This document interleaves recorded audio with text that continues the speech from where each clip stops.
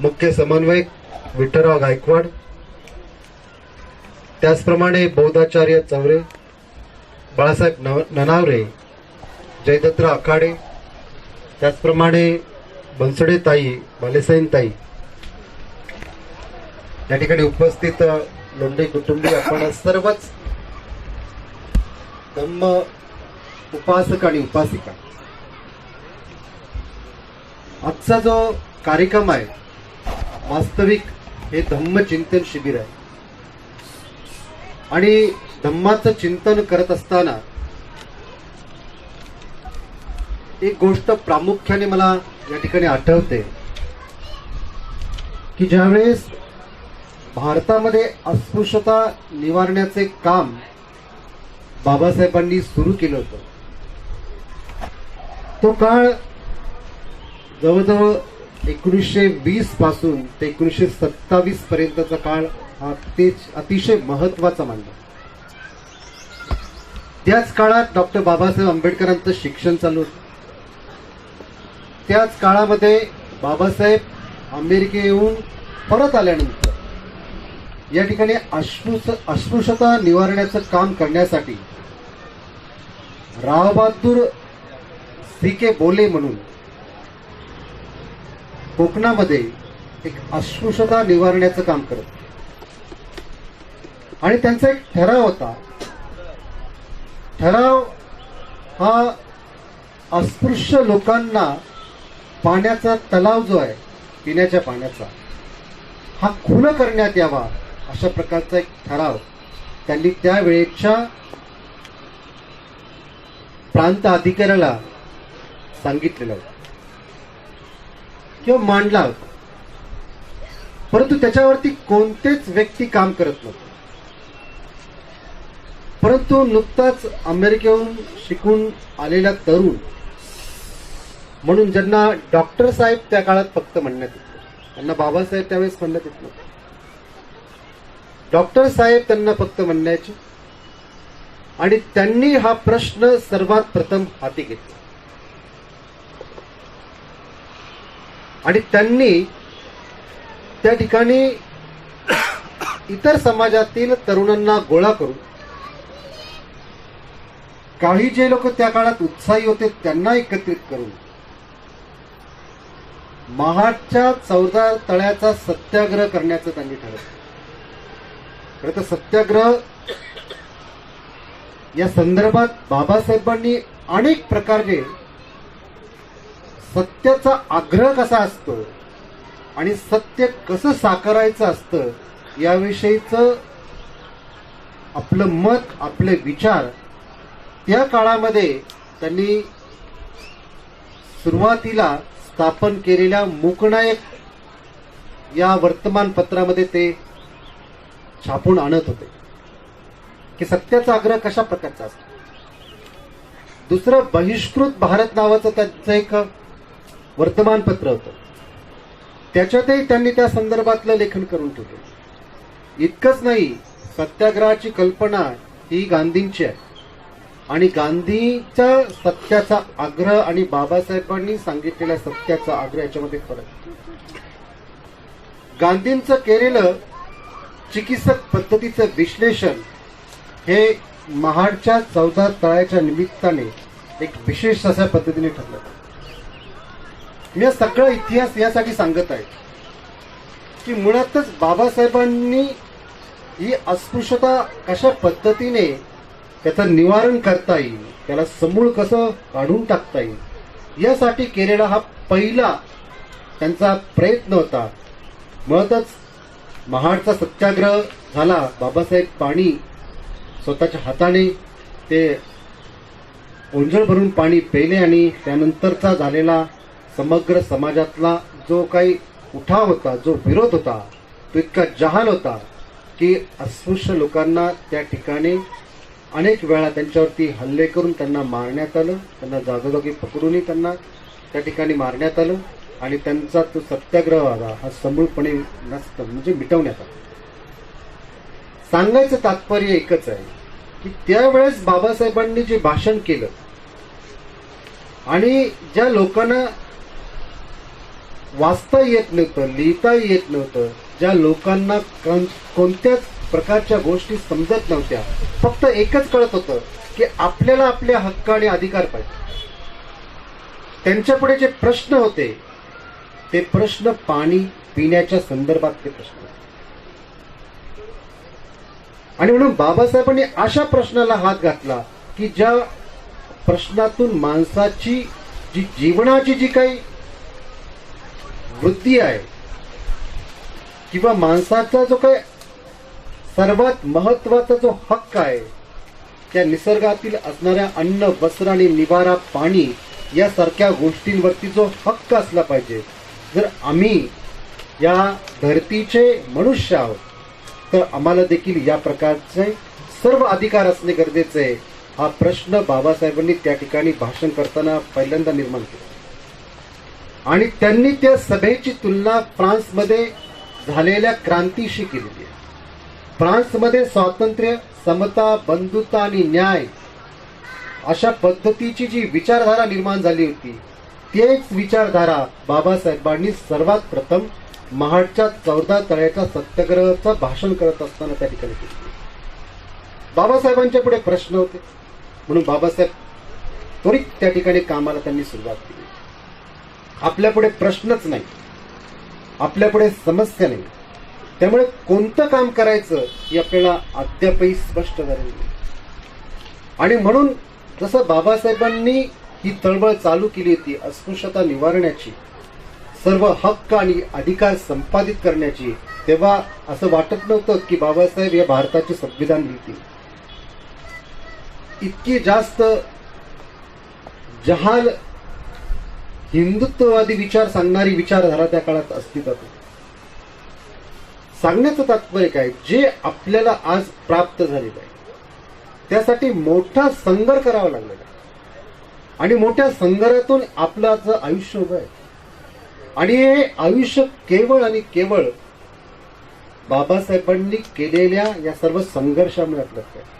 आज सगळ्यांकडे घर आहे, सगळ्यांकडे टू व्हीलर, सगळे 3 वेळेचं अन्न घेतात, सगळं आपलं व्यवस्थित चाललेलं आहे. आज टीव्ही सगळे लोक पाहू शकतात. परंतु पूर्वीच्या काळीची परिस्थिती जी होती ती या प्रकारची नव्हती. सकाळी उठल्यावरती मनात एकच विचार असायचा की पाणी कुठून आणायचं, पाणी कुठून मिळवायचं, एवढाच एक विचार असायचा. आणि किती वाजता जायचं आणि किती वाजता यायचं, हा एकच विचार घेऊन लोक जीवन जगत. आपले जर पूर्वज असतील त्या पूर्वजांनी तुम्हाला अनेक गोष्टी सांगितलेल्या असतील कशा पद्धतीचं वातावरण. आणि जर बाबासाहेबांनी इतका मोठा संघर्ष करून आपल्याला जर आज हे दिवस जे की सुजलाम सुफलाम अशा स्वरूपाचे आपले जे दिवस आहेत हे जे निर्माण झालेले आहे, त्याचं एकमात्र कारण म्हणजे बाबासाहेबांनी घेतलेली धम्मदीक्षा. धम्मदीक्षेमुळे आपण एक सभ्य लोक बनण्याचा प्रयत्न करतो. धम्मदीक्षेमुळे अमूल्य ग्राह बदल आपल्यामध्ये झाले. धम्मदीक्षेमुळे एक संस्कृती आपल्याला प्राप्त झाली. धम्मदीक्षेमुळे जीवनामध्ये एक वेगळ्या प्रकारची गती आलेली आहे.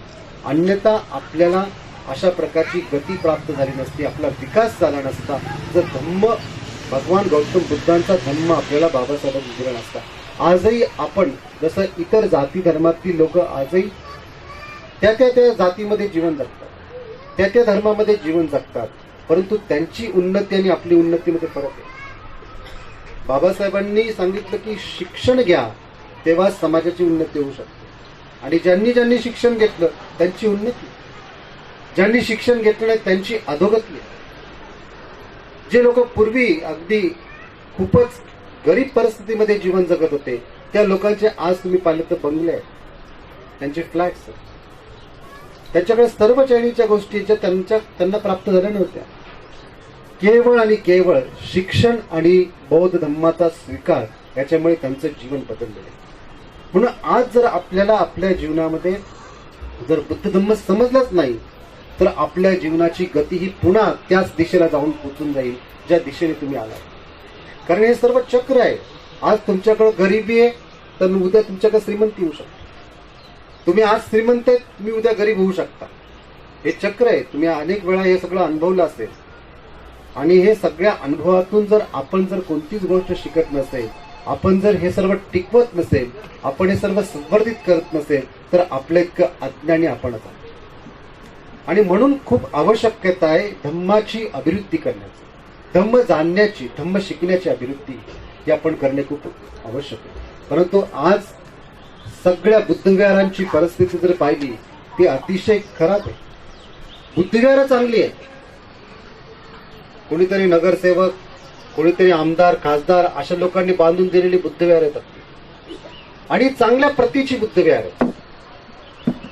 पूर्वी बुद्धविहारामध्ये बसायला जागा नसायची. बुद्धमूर्ती का बुद्धांचा फोटो का बाबासाहेबांचा फोटो ठेवायचा का नाही ठेवायचा अशा प्रकारची परिस्थिती त्यावेळेस असायची. अनेक बुद्धविहारांना मूर्त्या घ्यायलाच पैसे नसायचे. परंतु आज सगळं आपल्याला प्राप्त झालं. चांगल्या प्रतीची बुद्धविहार आपली आहे, परंतु बुद्धविहारामध्ये कोणत्याही प्रकारच्या ऍक्टिव्हिटी होत नाही. बुद्धविहार अशी कोरडी पडलेली आहे, बुद्धांना बंद केलेले आहे. आपण दरवाजाच्या आतमध्ये सगळी बुद्धविहार पहा तुम्ही, कुलूप कड्या लावून, एक कुलूप नाही 2-2 कुलप त्या ठिकाणी आहेत. जणू काय बुद्धांना जेल बंद केली, जणू काय बाबासाहेबांना जेल बंद केली. आणि अशा परिस्थितीमध्ये धम्म कार्य करणं हे किती अवघड आहे. प्रत्येक ठिकाणी जर तुम्ही पाहिलं तर प्रत्येक संघटनेची लोक त्या ठिकाणी असतात. प्रत्येक संघटनेची लोक असल्यानंतर प्रत्येक संघटनेचं एकमेकांमध्ये जमत नसतं. आणि मग त्या ठिकाणी जाऊन बुद्ध सांगणे, बाबासाहेब सांगणे हे किती जिकरीचं काम आजच्या काळामध्ये झालेलं आहे. हे याचं सिंहावलोकन करणे खूप गरजेचं, याचं चिंतन करणे खूप गरजेचं आहे. आणि हे जोपर्यंत तुम्ही करत नाही तोपर्यंत जीवनाला एक नवी दिशा आपण देऊ शकत नाही. तर ही दिशा देण्यासाठी खऱ्या अर्थाने हे धम्मचिंतन शिबिर आहे. या धम्मचिंतन शिबिरामध्ये आपण प्रत्येक गोष्ट बारकाईने शिकणे गरजेचं आहे. आज हा ओपन फेस आहे म्हणून इथं कुणी काही तुम्हाला बोलणार, परंतु इथे वास्तू बनली, इथे मग अध्यक्ष आले, उपाध्यक्ष आले आणि मग सर्व संघटना आलं. मग एक संघटनेमध्ये दुसरं संघटन झालं, दुसरा अध्यक्षाला, दुसरं सगळं मंडळ आलं. असंच आपल्यामध्ये सगळे एक प्रकारचं विभाजन होण्याची परिस्थिती निर्माण झालेली आहे. ती आपली जी माळ जी आहे ती समग्र मैत्रीने आणि बंधुतेने समाविष्ट झालेली नसल्यामुळे, बुद्ध धम्म न समजल्यामुळे, म्हणून प्रत्येक गोष्ट बुद्ध धम्मामध्ये आपण समजून घेत असताना बुद्ध म्हणजे नक्की कोण हे पहिल्यांदा आपल्याला समजतं. बुद्ध मूर्ती म्हणजे बुद्ध नाही, बुद्ध मूर्ती हे प्रतीक आहे. कशाचं? तर सिद्धार्थ गौतम बुद्धांनी बुद्धत्व प्राप्त केलं आणि ते प्रतिकात्मक कशा असतील याचं ते फक्त प्रतीक आहे. मूर्ती केवळ प्रतीक असते. आणि मग प्रतिकात्मक गोष्टीमध्ये आपण त्या प्रतीकांचा आधार घेऊन संस्कृती निर्माण करत असतो. म्हणून जेवढे काही बौद्ध लेणे आहेत हे सर्व प्रतिकात्मक अशा स्वरूपाच्या बौद्ध लेण्या. ते लेण्यांमध्ये संस्कृती विकसित झालेली आहे. त्या लेण्यांचं जतन आणि संवर्धन करण्याची जबाबदारी आपली आहे. त्या लेण्यांमध्ये एकेकाळी बौद्ध भिक्षूंनी वास्तव केलेलं आहे. ते त्या ठिकाणी राहिलेले, त्या ठिकाणी शिकले, त्या ठिकाणी त्यांनी साधना केली, त्या ठिकाणी अनेक ग्रंथांची निर्मिती केली. तिथलं सगळं सौंदर्य जे आहे लेणीचं, हे लेणीचं सौंदर्य टिकवणं देखील आपल्या हातात. म्हणजे आज आपण बाबासाहेबांनी दिलेल्या बुद्ध धम्मामुळे या म्हणजे ऐतिहासिक ज्या बौद्ध लेण्या आहेत याचे एक प्रकारचे आपण जबाबदार व्यक्ती बनलेलो आहोत. म्हणून जे लेणीतलं सौंदर्य आहे ते देखील प्रतिकात्मक आहे बुद्धत्वाकडे येण्यासाठी. बुद्धमूर्ती प्रतिकात्मक आहे आणि बुद्धांचा फोटो देखील प्रतिकात्मक आहे. आणि तो यासाठी आहे की आपल्याला खऱ्या अर्थाने बुद्धम शरणम गच्छामीची क्रिया करायची. फक्त हे म्हणायचं नाही, हे काही वंदना नाही फक्त म्हणण्यासाठी. हा मार्ग आहे आणि हा मार्ग तुम्हाला बुद्धत्वामध्ये विकसित करतो. हा मार्ग प्रत्येक व्यक्ती बुद्ध बनू शकतो. यासाठी गच्छामी याचा अर्थ त्या मार्गावरती मी चालतो, मी बुद्ध बनू शकतो. इतर अनेक धर्मामधले जे काही ईश्वर आहेत, ईश्वर हा आपल्या सर्व प्रजेला जर त्याने भक्ती केली तर तो प्रसन्न होऊन त्यांना मुक्ती देऊ शकतो, अशा प्रकारची विचारधारा आहे. परंतु बाबासाहेब, भगवान गौतम बुद्ध आणि त्यांचा धम्म या ग्रंथामध्ये असं म्हणतात की असे अनेक ईश्वर आहेत ज्या ईश्वरांनी या प्रकारचं साक्षात्काराचं स्वरूप प्रकटलेलं आहे, परंतु त्याचं अस्तित्व असतं का नसतं हे सर्व संशयास्पद आहे. हा सगळं संशोधनाचा विषय आहे आणि अशा प्रकारच्या गोष्टींना मानणे म्हणजे अधम्य आहे असं बाबासाहेबांनी स्पष्ट सांगितलं. पण तुम्ही बुद्ध बनू शकता हे सिद्धार्थ गौतमांनी सांगितलेले. इथे प्रत्येक व्यक्ती बुद्ध बनू शकतो. म्हणून बुद्धम शरणम गच्छामि याचा अर्थ काय? मी बुद्धत्वाच्या मार्गावरती विकसित होण्याचा प्रयत्न करतो आणि या बुद्धत्वाचा मार्ग विकसित होण्यासाठी बुद्ध मूर्ती एक प्रतीक आहे. बाबासाहेबांची प्रतिमा एक प्रतीक आहे. कशासाठी? बोधिसत्वांचा मार्ग आहे की प्रत्येक व्यक्ती हा समाजाचं कल्याण करता करता, प्रत्येक मनुष्याचं कल्याण करता करता हा देखील बुद्ध बनू शकतो. आणि म्हणून बाबासाहेबांचं संपूर्ण जीवन एक बोधिसत्वांचं जीवन आहे. आताच बालेसाहेब सरांनी जे लिहिलेले पुस्तक आहे ते देखील बोधिसत्व या स्वरूपाचं आहे आणि विशेष म्हणजे ते इंग्रजीमध्ये. इंग्रजी भाषा ही अत्यंत महत्वाची भाषा आहे. आजच्या काळामध्ये ज्याला इंग्रजी येईल तोच व्यक्ती साक्षर आहे असं म्हणणार. अन्यथा ज्याला इंग्रजी येत नाही तो निरीक्षर आहे अशा स्वरूपाचं मी म्हणेन. इंग्रजी ही अत्यंत प्रभावी भाषा आहे. ज्या काळामध्ये लोकांना वाचताच येत नव्हतं त्या काळामध्ये बाबासाहेबांनी इंग्रजीमध्ये ग्रंथ लिहिले.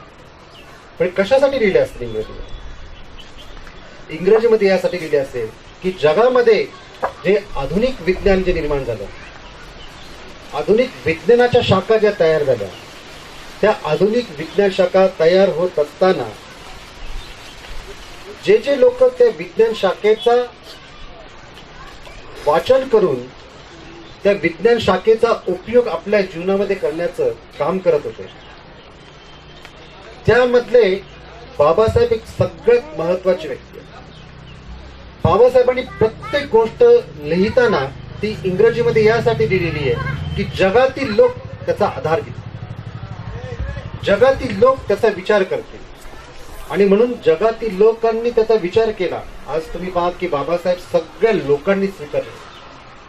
जगामध्ये सिम्बल ऑफ नॉलेज म्हणून बाबासाहेबांना मानण्यात आहे की ज्ञानाचं प्रतीक, सिम्बल ऑफ नॉलेज म्हणून बाबासाहेबांना सन्मानित करण्यात येतं. बाबासाहेबांच्या जयंत्या ह्या आपल्यापेक्षा अमेरिका किंवा इंग्लंड यासारख्या देशांमध्ये सगळ्यात जास्त प्रमाणामध्ये साजऱ्या केल्या जातात. आणि फक्त जयंती नाच गाण्यासाठी साजरी केली जात नाही तर वैचारिक या स्वरूपामध्ये साजरी केली जाते. साजरी करते त्याचा अर्थ काय की विचार हे सातत्याने प्रज्वलित ठेवतात. आणि म्हणून बोधिसत्वांचं जे जीवन आहे एक तर समाजाला नवी दिशा देण्याचं काम बाबासाहेबांनी केलं. बुद्ध धम्म दिला, भारतीय संविधान दिलं, अनेक प्रकारच्या क्रांत्या केल्या. स्त्रियांच्या बाबतीमध्ये असेल, विद्यार्थ्यांच्या बाबतीमध्ये असेल, शिक्षणाच्या बाबतीमध्ये असेल, एक मोठं काम त्यांनी संपादित केलं. आणि म्हणून बोधिसत्व आपण त्यांना म्हणतो. आणि बोधिसत्व म्हणत असताना जे निकष बोधिसत्वाचे ते जर बाबासाहेबांना लावले तर बाबासाहेब निश्चितपणे बोधिसत्व संबोधले जातात. बाबासाहेब निश्चितपणे ते सिद्ध होतात. म्हणून बोधिसत्व म्हणून बाबासाहेबांची प्रतिमा आपण आपल्या पूजास्थानामध्ये ठेवत असतो आणि प्रतीक म्हणून आपण त्याची पूजा करायची असतो. प्रतिकात्मक आपण पूजा करत असतो. मेणबत्ती जरी लावतो तर ती प्रतिकात्मक असते. सर्व अज्ञानाचा अंधकार दूर आणि प्रज्ञेचा प्रकाश प्राप्त म्हणून मेणबत्ती आपण लावतो. घनसा रप्प दिट्टेन दीपेन तमदंसिना तिलोक दीपम समृद्धम पूजयामे तमोदम. की अज्ञानाचा अंधकार दूर हो आणि प्रज्ञेचा प्रकाश प्राप्त म्हणून मेणबत्ती किंवा दिवा आपण प्रज्वलित करतो. अगरबत्ती लावली जाते. सुगंधिकाय वदनं अनंत गुणगंधिना सुगंधिनाहं गंधेन पूजयामी तथागत. की या सुगंधित अगरबत्तीने वातावरण सगळं सुगंधित होईल तसं माझं मन, माझं जीवन देखील सुगंधित होईल नाही. म्हणून अशा तथागतांची मी पूजा करतो जे ऑलरेडी सुगंधित आहे. ऑलरेडी त्यांची सुगंधी काय आहे? सुगंध शरीर आहे. त्यांना मी सुगंधित वस्तू अर्पण करत आहे, अगरबत्ती अर्पण करत आहे. त्याचप्रमाणे फुले जे अर्पण करतो, वनगंध पुनो एतम पेतम कुसुम संतती पूजयामी मुनिंदस श्रीपाद सरोये पूजे मी बुद्धम कुसुमेन नेन पुण्येन मेत्तेन लभावी मोक्ष. की भगवान बुद्धांना मी फुल अर्पण करत असताना नाना रंगांनी युक्त जी काही फुलांची माळ आहे, वेगवेगळ्या रंगाची वेगवेगळ्या सुगंधाची जी फुलं आहेत त्यांना एकत्रित करून मी बुद्धांना अर्पण करत आहे. कारण फुलांचा धर्म कोमेजून जाणे याची जाणीव ठेवूनच मी बुद्धांना ही फुले अर्पण करत आहे. एक अनित्यतेचं प्रतीक म्हणून फुलं या ठिकाणी मानलं. आणि या फुलांना अर्पण करत असताना मी माझ्यामध्ये ही अनित्यतेची भावना निर्माण करतो आणि ही अनित्यतेची भावना निर्माण करून मला देखील या पद्धतीची अवस्था प्राप्त होईल. म्हणून मी बुद्धांना फुल अर्पण करतो. हे प्रतिकात्मक आपण करतो. प्रतिकात्मक वंदना म्हणत आहोत आपण. वंदना काय फक्त विधीसाठी म्हणण्यात येत असं करत. प्रत्येक व्यक्ती ज्यावेळी जमतं तेव्हा आपण त्रिसरण म्हणतो, पंचशील म्हणतो, बुद्ध पूजा म्हणतो किंवा अनेक गाथा आपण म्हणतो. या काय फक्त आणि फक्त आपण पालीतल्या ज्या गाथा आपण म्हणतो त्या फक्त पूजा करण्यासाठी नाही. बुद्ध धम्म जो आहे हा पूजावादी नाही. बुद्ध धम्म जो आहे तो पूजेच्या पलीकडच्या गोष्टी आपल्याला शिकवतो. याच्यातलं जे विज्ञान आहे, याच्यातलं जे सायन्स आहे, याच्या बाबतीत आपल्याला आणखी कोणतीच गोष्ट नाही. मुळातच अनेक लोकांना वंदनाच येते.